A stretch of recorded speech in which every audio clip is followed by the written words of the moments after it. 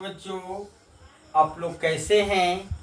आज रक्षाबंधन के त्योहार के दिन भाई और बहन एक दूसरे के प्रेम का यह पर्व मना रहे हैं।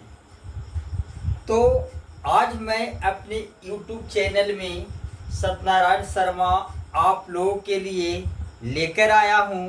व्याकरण का एक भाग है शब्द। तो सबसे पहले शब्द क्या चीज़ है, तो हम अपने घर परिवार में देखते हैं, परिवेश में देखते हैं। जैसे घर है, विद्यालय है, पापा, चाचा, दादा, कलम, पेंसिल, कुर्सी, पंखा, ये जितने भी शब्दों को देख रहे हैं, यह वर्णों या ध्वनियों के सार्थक समूह हैं। तो इस निष्कर्ष पर शब्द का हम उचित परिभाषा देते हैं कि शब्दों का वैसा समूह जो वर्णों या ध्वनियों का सार्थक समूह हो। दूसरे शब्दों में वर्णों या ध्वनियों के सार्थक समूह को शब्द कहते हैं।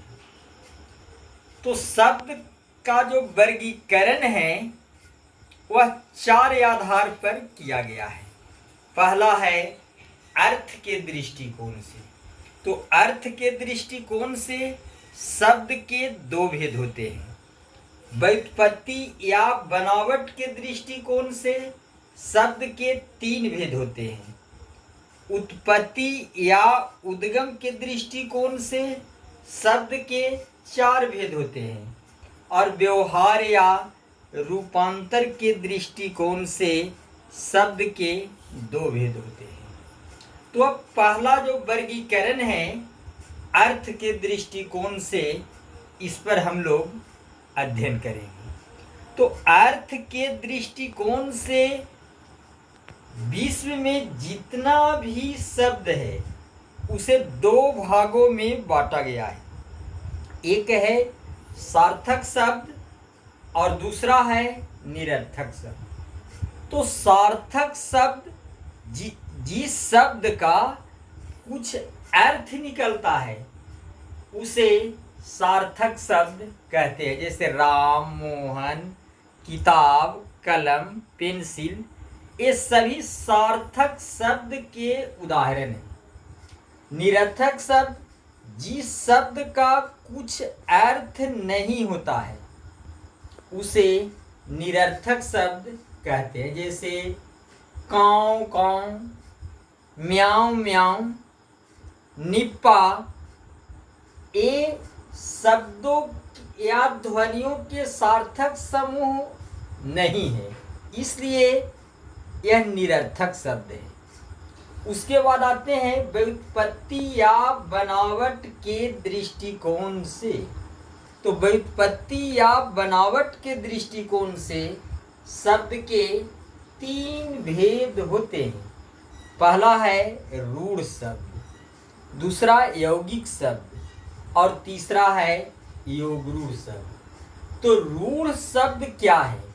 तो रूढ़ शब्द वह है जिसके खंड करने पर उसके खंडों का कोई अर्थ नहीं होता है और परंपरा से किसी अर्थ में प्रयुक्त होते आ रहा है, उसे रूढ़ शब्द कहते हैं। जैसे देखिए घर है, तो घर शब्द को हम दो भागों में खंडित करते हैं।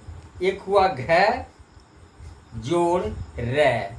तो न घ का कुछ अर्थ निकल रहा है और न ही र का अर्थ निकल रहा है, तो यह रूढ़ शब्द का उदाहरण हुआ।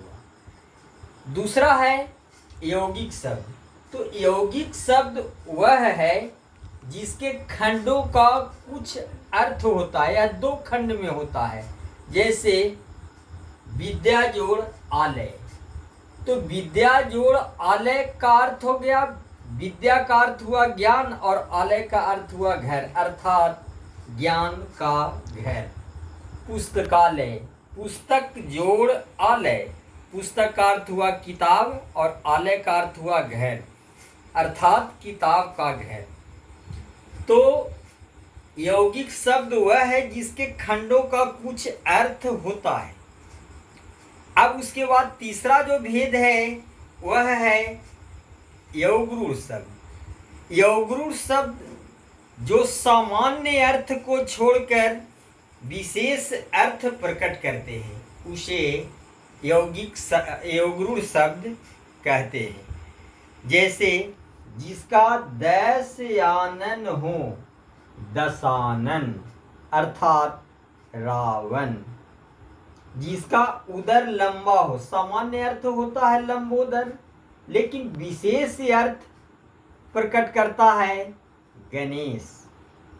इस प्रकार से दो वर्गीकरण मैंने इस वीडियो में भेज रहा हूं, और जो दो वीडियो है उसके लिए दूसरा वीडियो में मैं आप लोगों के लिए भेजूंगा।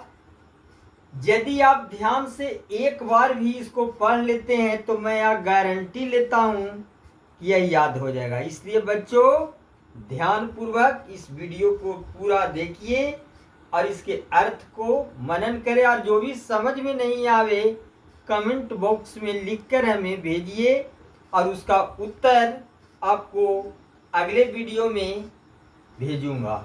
ठीक है बच्चों, धन्यवाद।